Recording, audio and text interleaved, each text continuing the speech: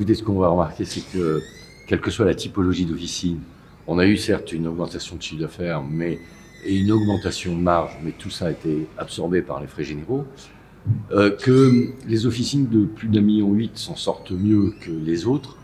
Donc les perspectives, elles sont claires. Il faut que le pharmacien aujourd'hui envisage le développement de son chiffre d'affaires et le développement de nouvelles ressources.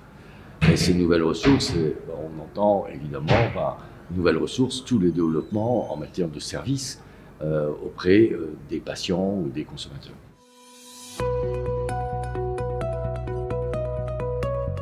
Je crois qu'aujourd'hui, très clairement, l'évolution, et notamment avec l'évolution de la marge en 2020, on voit que la MDL va encore évoluer, l'acte va être de plus en plus important et la rémunération de l'acte va prendre toute son importance.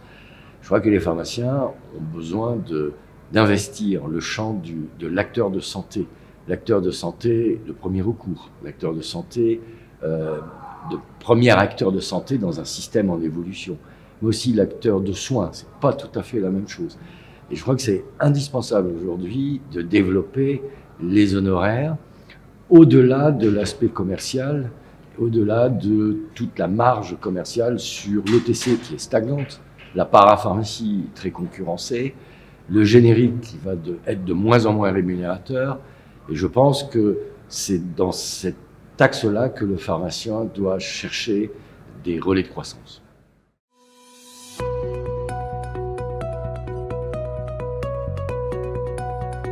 Je crois que d'abord, le rôle d'un groupement, c'est de former et d'informer les pharmaciens, et essayer de leur donner un peu de vision et évidemment de l'espoir.